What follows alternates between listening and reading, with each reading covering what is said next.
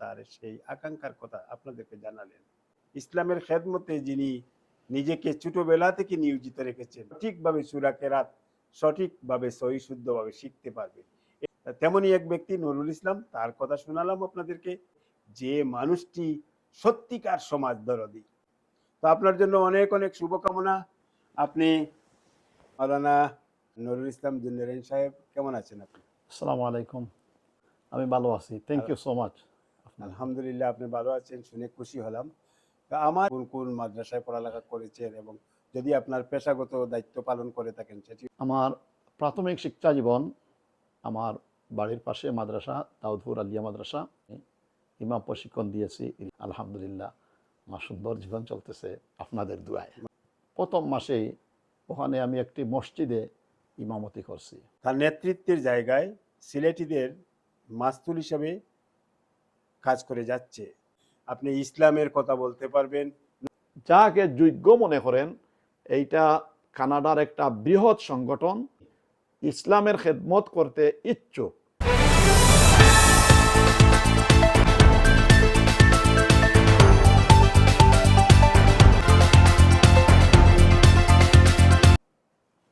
আসসালামু আলাইকুম, সবাইকে জানাই আন্তরিক শুভেচ্ছা অভিনন্দন। আপনারা জানেন আমি সবসময়ই গুণী ব্যক্তিদের নিয়ে কথা বলি, যাদের সমাজে ন্যূনতম ভালো কাজ আছে, সেই সকল গুণী ব্যক্তিদের নিয়ে কথা বলার চেষ্টা করি। তেমনি গুণের অধিকারী সিলেট জেলার দক্ষিণ চুরমা উপজেলার দাউদপুর ইউনিয়নের ৮৩ গ্রাম বাড়ি, যিনি মাওলানা নুরুল ইসলাম জুন্নারাইন, যিনি কানাডায় আছেন দীর্ঘদিন ধরে। আজকে তেমনই একজন গুণী ব্যক্তি, যিনি ইসলামের খেদমত করে যাচ্ছেন। বাংলাদেশে ছিলেন, বাংলাদেশে ইসলামের খেদমত করেছেন, বিন দেশে এসেও ইসলামের খেদমতে নিজেকে নিয়োজিত রেখেছেন। আজকে শুনবো তার কাছ থেকে তার জীবনের গল্প। বাংলাদেশে থাকতে তিনি কি কি কাজ করেছেন, কি কি কোন কোন বিষয়ে পড়ালেখা করেছেন এবং যদি শিক্ষকতা করে থাকেন সে বিষয়গুলো জানবো। আর টরেন্টোতে যেহেতু আছেন তিনি কি করছেন সেটি জানবো। তো মাওলানা নুরুল ইসলাম জুন্নারাইন সাহেব, কেমন আছেন আপনি? আসসালামু আলাইকুম, আমি ভালো আছি, থ্যাংক ইউ সো মাচ। আলহামদুলিল্লাহ, আপনি ভালো আছেন শুনে খুশি হলাম। তো আমার একটি কথা জানতে ইচ্ছে করছে আপনার কাছ থেকে, কারণ আপনার সাথে যেদিন থেকে আমার পরিচয় হয়েছে আমার মনে হয়েছে আপনার কিছু কথা আমরা একটা ডকুমেন্টারি মধ্যে রাখবো। জি কবে আসছেন এই জিনিসটি যদি আমরা একটু জানতে পারি, কবে আসছেন কানাডায়? জি, কানাডা আসা আমার 2014 সালে, অদ্যাবধি আমি আছি।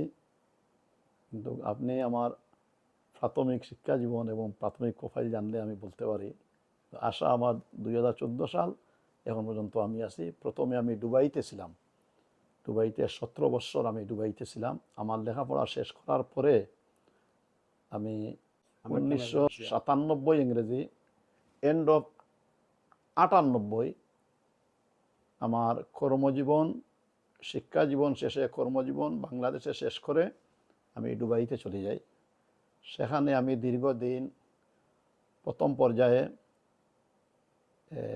ইমামতি, আমি ওখানে একটি মসজিদে ইমামতি করি।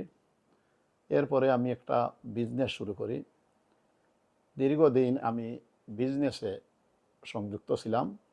আমি একটি দায়িত্বে প্রথমে ছিলাম পাবলিক রিলেশন অফিসার দুবাইতে। দুবাইতে। আমি যে ওখানে আমার ওই যে আরবি যে কফিল ছিল, ওর অধীনে আমি ম্যানেজার হিসাবে, পাবলিক রিলেশন ম্যানেজার হিসাবে আমি ছিলাম। ওর ইমিগ্রেশনের সমস্ত কাজ আমি করতাম। এমনকি পর্যায়ক্রমে আমি ইমিগ্রেশনের ওয়ার্ল্ড ওয়াইড যে সমস্ত ভিসাগুলো অ্যাটাস্টেড হতো, প্রতিটি এমবেসিতে এই ভিসাগুলো আমি অ্যাটাস্টের কাজ করতাম। আমি নিজে এইগুলো সাইন করতাম বাংলাদেশ এমবেসিতে। আমার এখনও ওই যে আমার অধীনে যে ভিসাগুলো অ্যাটাস্ট হইতো, বাংলাদেশ লেবার অন্যান্য কাজের জন্য যারা যাইতেন, অনুমোদিত আমার অফিস ছিল এবং আমি এগুলা সাইন করতাম। দীর্ঘদিন ওখানে আমি কাজ করছি আলহামদুলিল্লাহ। এরপরে পরিশেষে আমি কানাডাতে আমি 2014 সালে আসেন। জি আপনি একটা জিনিস বলছিলেন যে আপনার দেশে পড়ালেখা শেষ করে সেই পড়ালেখাটি আপনি কি কোন কোন মাদ্রাসায় পড়ালেখা করেছেন, এবং যদি আপনার পেশাগত দায়িত্ব পালন করে থাকেন সেটিও আমরা যদি জানতে পারি, জি কারণ আমাদের দর্শকরা যদি জানতে পারেন। জি থ্যাংক ইউ সো মাচ।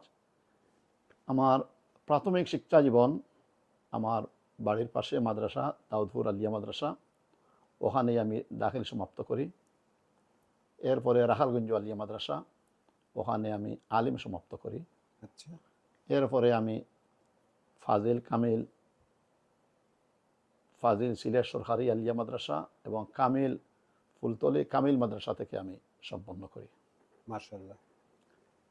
এরপরে আমার শিক্ষা জীবন শেষ হওয়ার পরে প্রাথমিক পর্যায়ে আমি আমার কর্মজীবন শুরু করি ৯ দাখিল মাদ্রাসা বাদেশ্বর ৯ দাখিল মাদ্রাসায় আমি সুপারিনটেন্ডেন্ট হিসাবে ২ বছর অবস্থান করি ওখানে।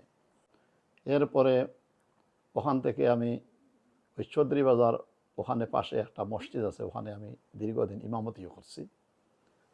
এমনকি যেখানে আমি লেখাপড়া করছিলাম রাখালগঞ্জ ফাজিল মাদ্রাসা, ওখানে আমি প্রায় ৪ বছর দারুল কিরাত খামিস জমাতে আমি দারুল কিরাতে যে খামিস জমাত রাখালগঞ্জে সবচেয়ে বড় ক্লাস ছিল, ওখানে আমি খামিস জমাতে রমজান শরীফে আমি খেদমত করেছি। এমনকি এক পর্যায়ে ওখানে আমাদের হাফিজ সাহেব খুব ভালো, উনি দুনিয়াতে নাই, উনি আমারে অফার করি আমাদের দক্ষিণ সুরমা যেখানে আগে থানা ছিল, থানার পাশে ওখানে একটি মাদ্রাসা আছে, ওই যে আমাদের খালর মুখ বলে পাশে নইখাই দাখিল মাদ্রাসা, ওখানেও আমি ছিলাম বিদেশ আসার আগ পর্যন্ত। শিক্ষকতা করেছেন? শিক্ষকতা না, ওখানে আমি সুপারিনটেন্ডেন্ট ছিলাম। সুপারিনটেন্ডেন্ট ছিলাম। ওখান থেকে আলহামদুলিল্লাহ আমার যখন ইচ্ছা হলো আমি বিদেশে যাওয়ার জন্য প্ল্যান করলাম, তখন আমি বিদেশে চলে গেলাম। এমনকি আরও আমার কিছু শিক্ষা জীবন আছে, আমি যেমন যে ইমাম প্রশিক্ষণ কেন্দ্র থেকে আমি ইমাম প্রশিক্ষণ দিয়েছি, রিফ্রেশার্স দিয়েছি, মেডিকেল মিশন ছিল একটা কোর্স, এটিও আমি সম্পন্ন করেছি।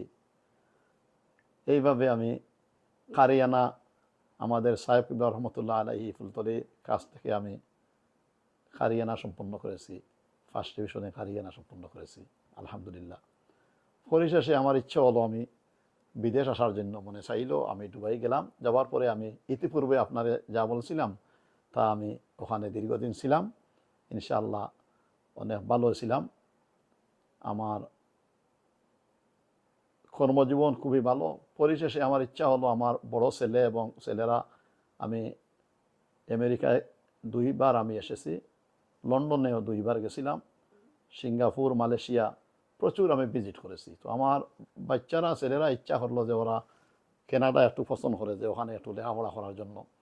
আমার বড় ছেলে আলহামদুলিল্লাহ এখন ওখানে টরন্টো ইউনিভার্সিটির ব্যাচেলার সায়েন্স 2nd ইয়ারে পড়তেছেন মেডিকেলের জন্য আলহামদুলিল্লাহ। ছোটো ছেলে আমার ওখানে কলেজে পড়তেছেন টরন্টোয়, আর একজন মেয়ে, আরও ছোটো এক ছেলে, 3 ছেলে 1 মেয়ে।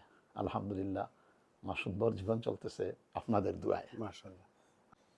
আমরা শুনলাম আপনার কথা, আপনার বাংলাদেশের পড়ালেখার জীবন এবং বাংলাদেশের শিক্ষকতা বা পেশাগত দায়িত্ব, এবং মিডিল ইস্টে আপনি দুবাইতে ছিলেন সেখানকার কথাও শুনলাম। আমরা আসি আপনার কানাডার জীবনের কথা।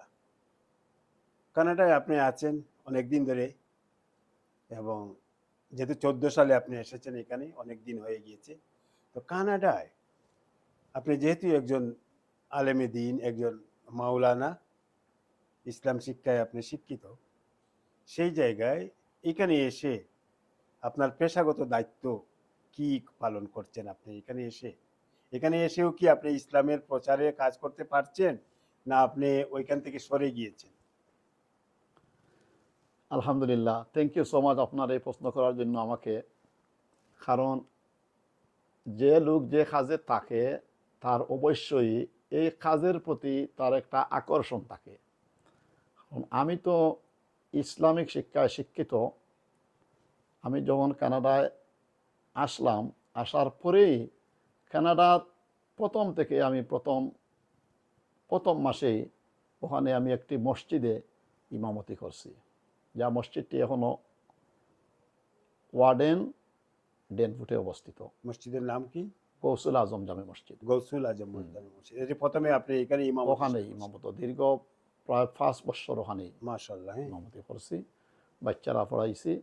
পরিশেষে এখন আমার রানিং ওখানে মসজিদ, আপনারা ওয়ার্ডেন ডেনপুটে অবস্থিত মসজিদ আল কাউসার। ওখানে আমি মসজিদের খতিব হিসাবে প্রতি জুম্মায় ওখানে যাইয়া আমি জুমার নামাজ পড়াই। মাঝে মধ্যে অন্য 5 ওয়াক্তি নামাজেও আমি অংশগ্রহণ করি। ওখানে অন্য ইমাম সানি ইমাম আছেন, আমিও অংশগ্রহণ করি। মসজিদ আল কাউসার, মসজিদ কাউসার এখানে এখনো আপনি আছেন, এখানে প্রতি শুক্রবারে জি খুতবা দেন জি এবং জি জি নসিহত করেন, জি। ওয়াজ নসিহত করেন। আলহামদুলিল্লাহ। এখন এইটার প্রতি তো আমার টান। আমি তো ইসলামিক শিক্ষায় যখন শিক্ষিত, যেখানেই যাই আমার মনে হয় যে এই খেদমতও যদি আমি থাকি তে আমার জীবনটি সার্থক হবে, ধন্য হবে। আলহামদুলিল্লাহ। বিদায় আমার সব সময় ইচ্ছা থাকে যে অন্তত আমি এই খেদমতে থাকার জন্য। ওখানে কয়েকটা ঈদের জামাত হয়েছে, এমনকি বায়তুল মুকাররম খুব প্রসিদ্ধ একটা মসজিদ, ওখানেও আমি করোনাকালীন সময়ে ঈদের জামাত পড়াইছি। এইভাবে এখানে সবার কমিটির সাথে আমার সম্পর্ক অর্থাৎ আছে। আপনি ইসলামের খেদমতেই আছেন, ইনশাআল্লাহ আমি আছি। ইসলামের খেদমতেই আছেন, আপনার কথাবার্তা এটাই বুঝতে পারছি।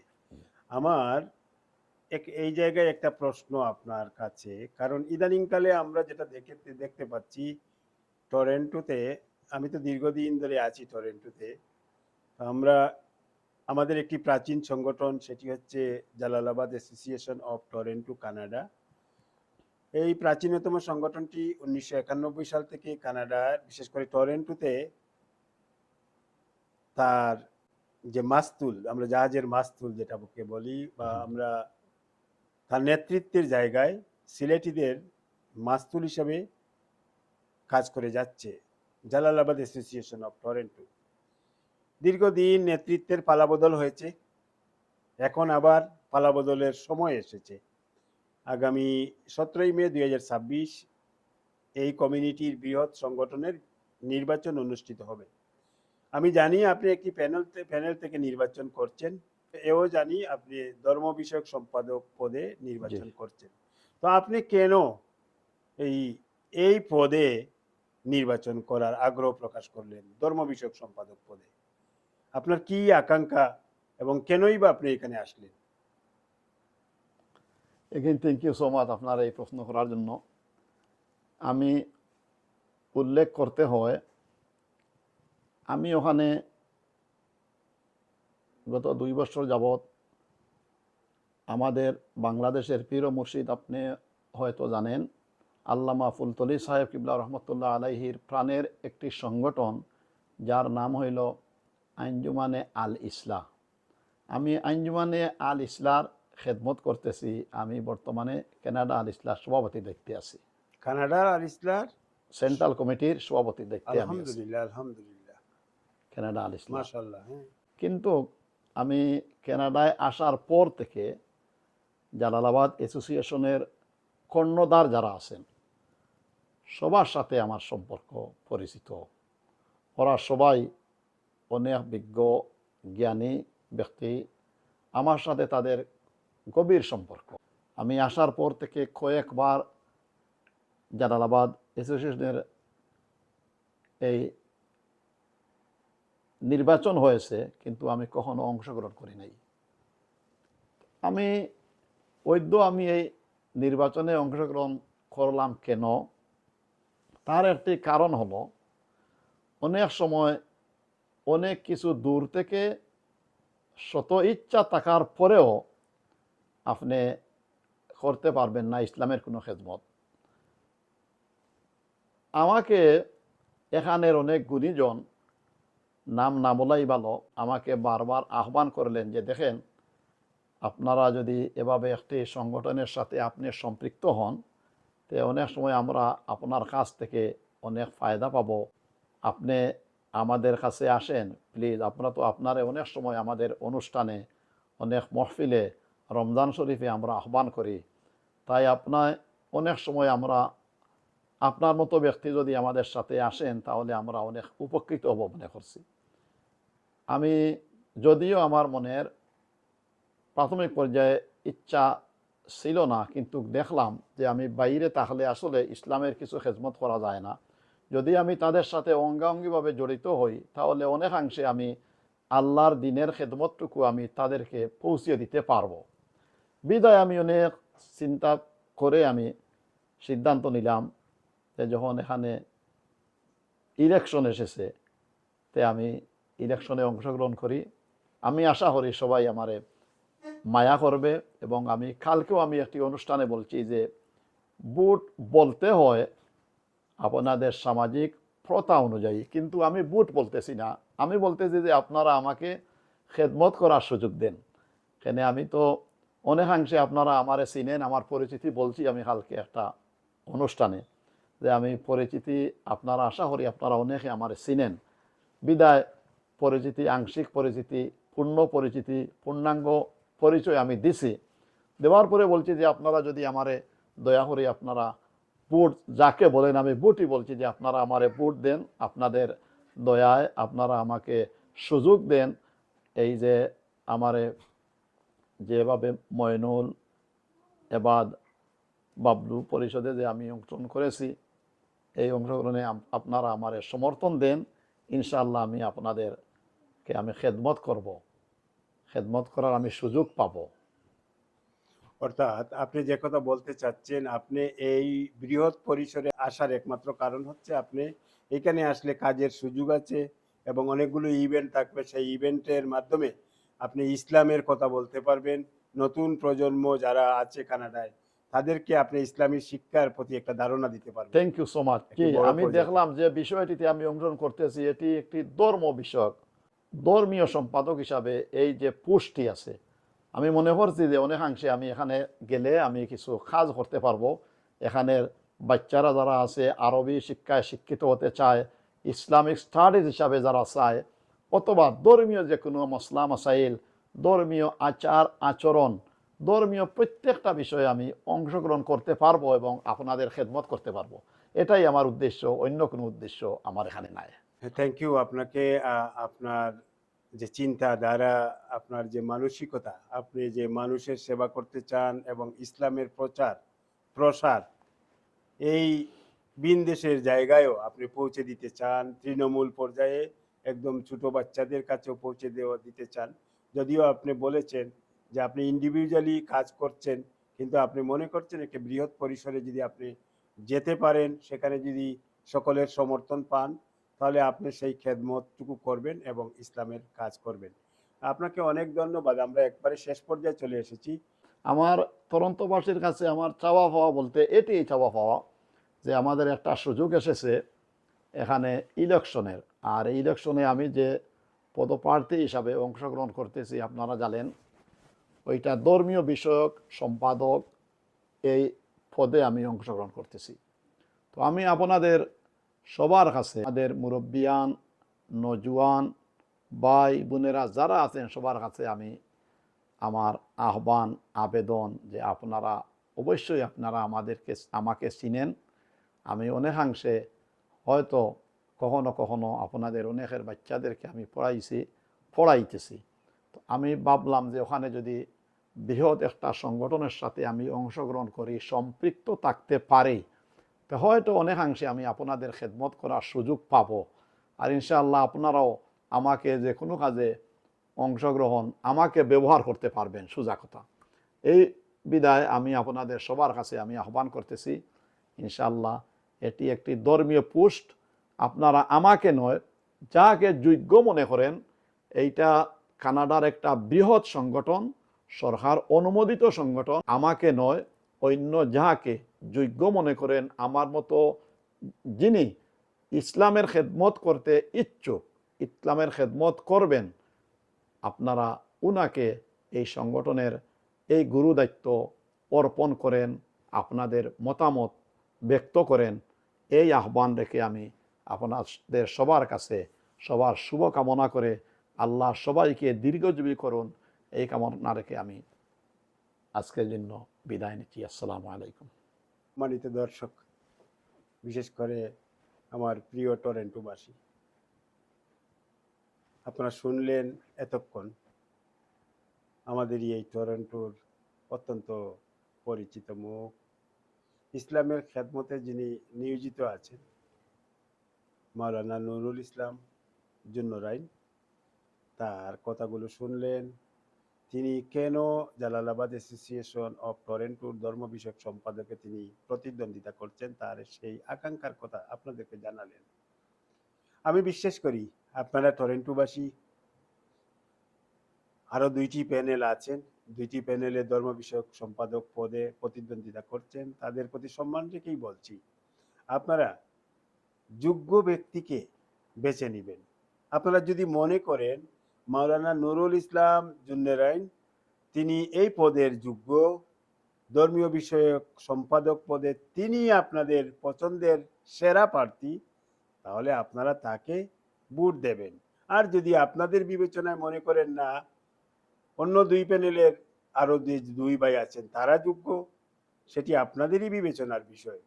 বাট আমি যে কথাটি বলবো, আমি যে তার কাছ থেকে আজকে আপনাদের এই উপস্থিতিতে যে তার কাছ থেকে যে কথাগুলো শুনলাম, আমার বিশ্বাস তার যে ধর্মের প্রতি যে জ্ঞান, বুদ্ধি এবং ধর্মের খেদমতে, ইসলামের খেদমতে যিনি নিজেকে ছোটবেলা থেকে নিয়োজিত রেখেছেন, এই ব্যক্তিটি যদি আপনাদের সুযোগ পান, তাহলে যেহেতু জালালাবাদ অ্যাসোসিয়েশন অফ টরেন্টো একটি চ্যারিটি সংগঠন অর্থাৎ সরকার অনুমোদিত, সেখানে অনেক সুযোগ থাকবে।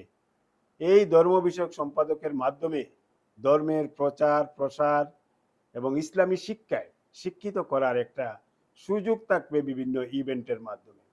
আমি মনে করি আপনাদের মহামূল্যবান যে চিন্তা চেতনা, আপনাদের ধারণা, সেই চিন্তার বহিঃপ্রকাশ মাওলানা নুরুল ইসলামকে নিয়ে আপনারা একটু করবেন। আপনারা অপর প্রার্থী যারা আছেন, সময় আছে, তাদেরকে নিয়েও অনেক চিন্তা করবেন, গবেষণা করবেন। কাকে ভোট দিলে আপনার ছেলে মেয়ে নিরাপদ থাকবে, আপনার ছেলে মেয়ে ইসলামী শিক্ষায় সঠিকভাবে সূরা কেরাত সঠিকভাবে সহি শুদ্ধভাবে শিখতে পারবে, এটি আপনারা খেয়াল করবেন। আজকে আমরা মাওলানা নুরুল ইসলামের সাথে কথা বললাম, বাট আপনারা জানেন আমি কথা বলি সীমিত, আর ইন্টারভিউ নেই সীমিত। আমি যাকে পছন্দ করি, যে লোকের কথা শুনলে আপনারা উপকৃত হবেন, সেই লোকের কথা শোনাতে চাই। তেমনই এক ব্যক্তি নুরুল ইসলাম, তার কথা শোনালাম আপনাদেরকে। আপনারা 17ই মে আপনারা তাকে বিবেচনায় রাখবেন ধর্মীয় বিষয়ক সম্পাদক পদে।